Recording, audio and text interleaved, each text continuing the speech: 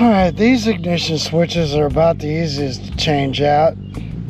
It works. The problem is, here's a new switch. These are made, you got a kill switch in line. So it has one of these,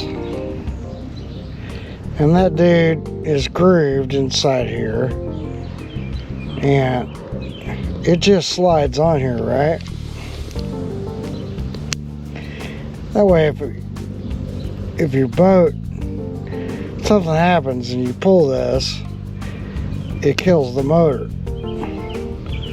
Well, the problem here is he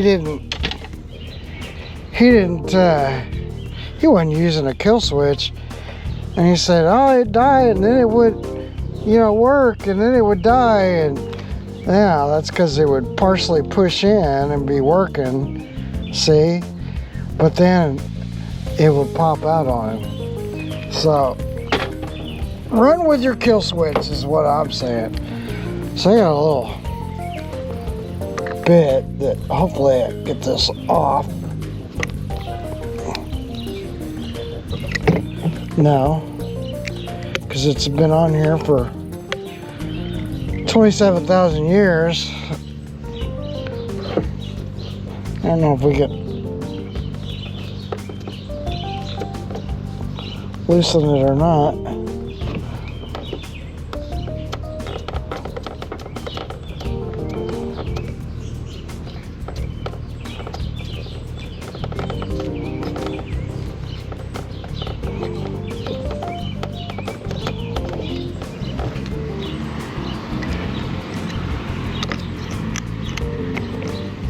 There we go.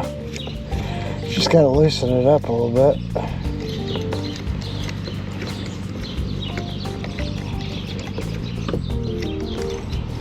I don't have a lot of room on this, so we're going to kind of look at our numbers. They're marked. If you looked on this thing, you'll see like there's A, and it says solenoid, that's C, magneto. Choke is in the center, and then battery. Now he has a switch. He's got a cutoff switch back there, so we don't have to worry about taking off the battery, and we could just pop these off, and so there's purple white is our choke, and magneto, so it's looking like he's like this. So this top one is battery, and I may have to go. As a matter of fact, I'm probably have to go get my little needle nose. So we're not gonna get that off easy anyway. Yeah, let me go get my little pliers, and we'll change it out.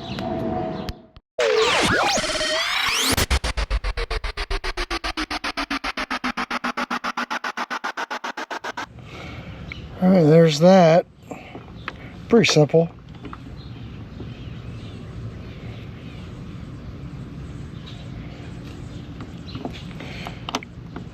Yeah, I got the battery off right now.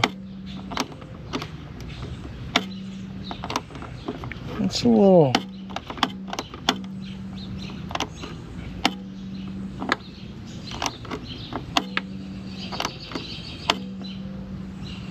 I don't know about that. Got it in wrong or something? No, just great. It's hard to get any good stuff anymore. Maybe it'll burn itself in, I hope. And then you still got the push to choke. Yeah, kind of weird. Anyway, there's that. Now I got to replace the rectifier, and I can fire it up. All right, on these rectifiers, they're 3-wire. Pretty simple, dude. Now this from here to here, that are from here to here, up here, this yellow, it'll go yellow, and then there's this like, this wire here is a tack, so then you don't want to take that off. You got 2 yellow wires coming from the stator, and it's going to go there, and then you got a red wire that's down here, and that's it, man. That's all there is to it.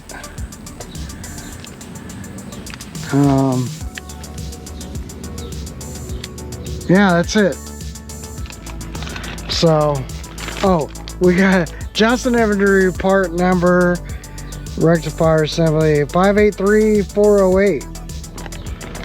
That's what you want, and then I guess put her on. Oh, I'm sorry. Oh, and this one they got a little, just a little bolt.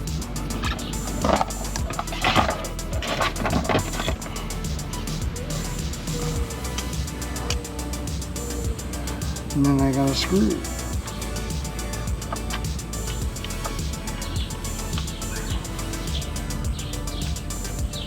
I fired up though, and they'll leave.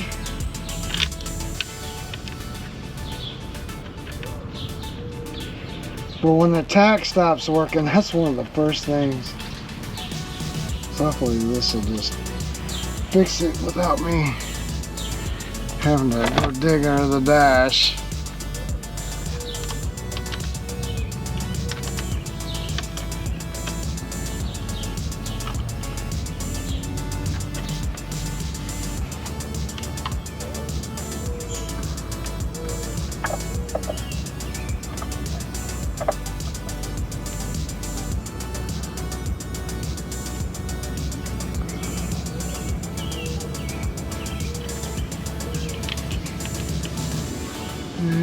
Yellow to yellow. So one's yellow beige. Not seeing that on either one of these, so we'll just go. This bottom one, we'll just say it's the tack. I guess.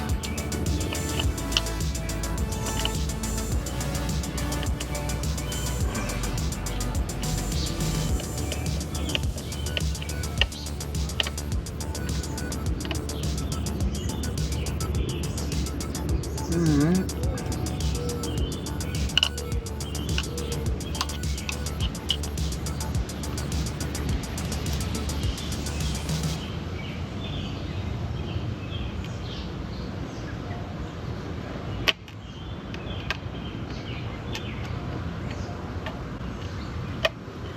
Now I can just get a bucket, transfer some water over. I am gonna get some tie wraps, tie wrap this up over here out of the way. I don't like that it's touching there. You know, maybe we'll get a tie wrap that goes like something like this, and tie wrap over here to keep this like from here going to there. So maybe before we get too busy, we'll just go ahead and do that. Just tie wrap there, and that's probably all right. You know, loose. Let me go get a tie wrap.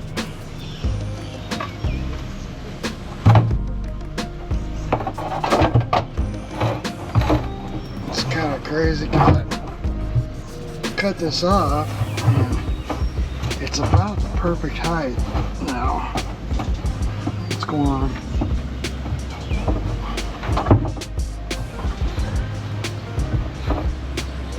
Well, let's see, we could lower the front end a little bit. There we go. So, whenever I cut this, you know, you get these 5-gallon buckets anywhere, right? These containers, food containers. People are trying to get rid of them. You know, they got them for all kinds of various things. Well, it's almost like the perfect height. And then I notched this out a little bit, so...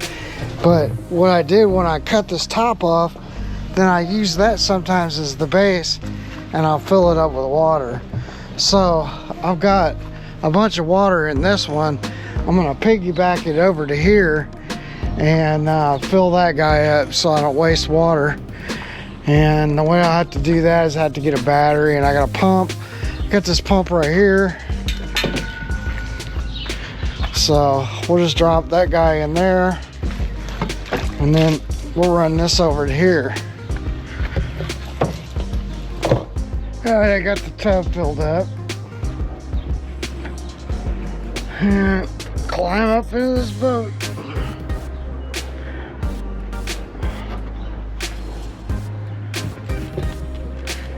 And we're gonna come over and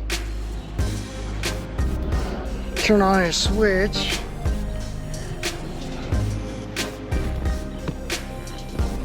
Oh,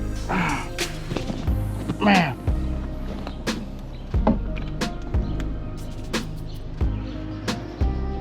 Let's go see. It's weird. It's kind of got the switch upside down. I'm gonna prime it. It's pretty primed.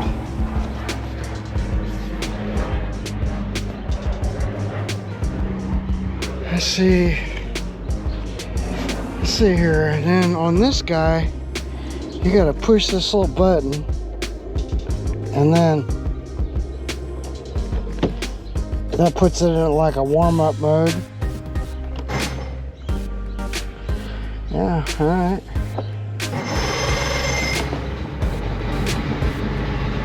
All right, so now we got some lights there, but we still don't have tack.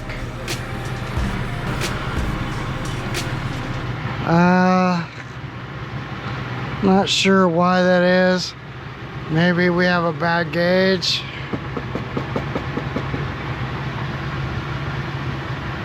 Motor runs good. I just timed this. I don't know, our voltage is way up there. Is that working? Looks like it was sticking a little. And then it dropped back. And then it pegs to 18 volts.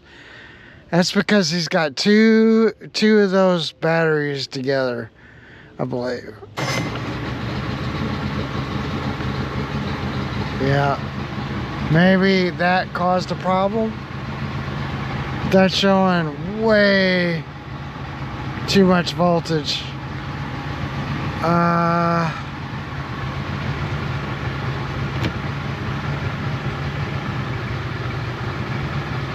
don't know.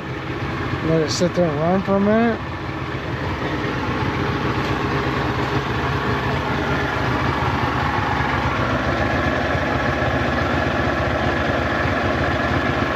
That's running good. See, here's what I'm talking about, folks. He's got battery cables with two batteries, and he's jumping them across. You know, I don't know. Does he have a problem there? Is it, you know, what is this? I don't know. It's probably a charger, like maybe a battery charger. You can't see that. See how he has just, he's got them, I guess, in, what is this? Hopefully he's got them in series. Right? No, that would be, yeah, that'd be like 24 volts. Wonder what happens if we drop off one of these. Let's see.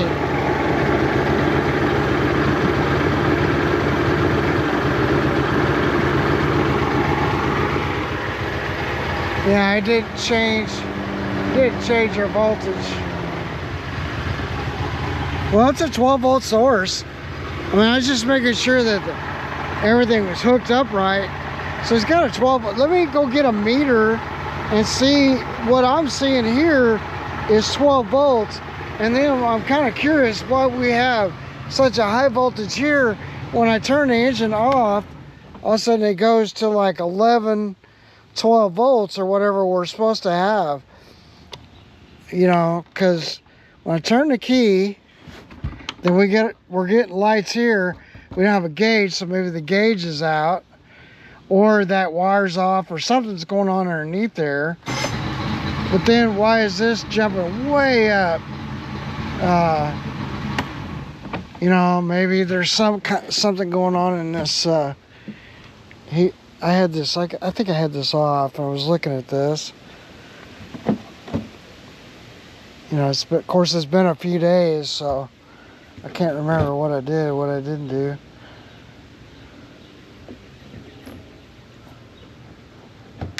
What's going on? Where'd that go? I don't know where that. There's 1, 2, 3. Why is this? Oh, that's because this is a block too. What's going on here? Sorry folks, I know you can't see nothing, but I was just looking to see if there was anything loose. I can't see anything out of there. We're gonna do it.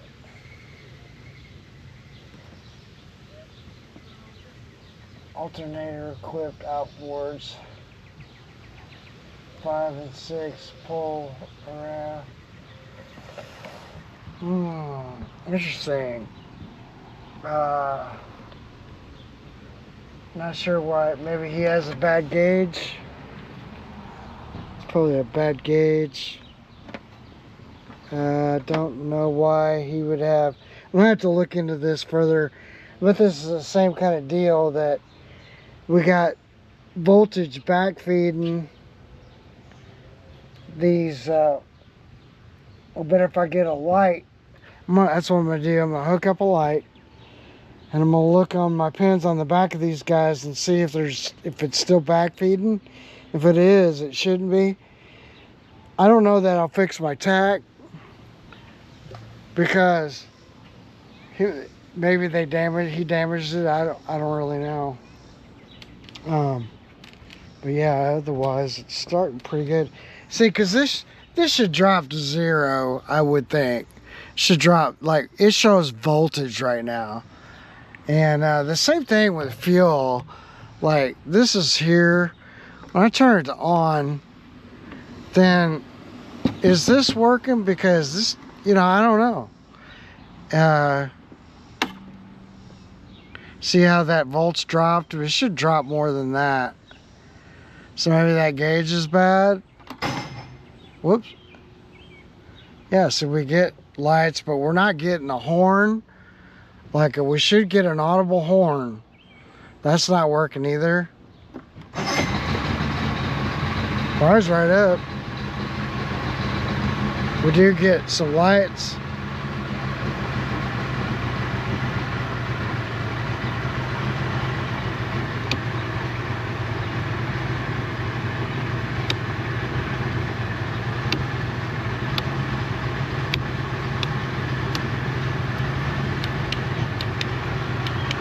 I mean, you don't even have a horn.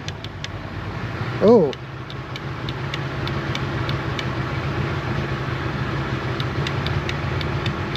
I think he's got something back feeding the system.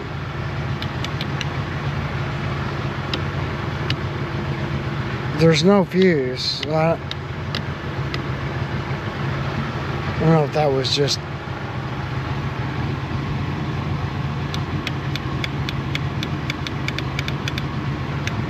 No, I don't think so. Alright. I don't know, folks. Let's see if I can figure out what's going on in here.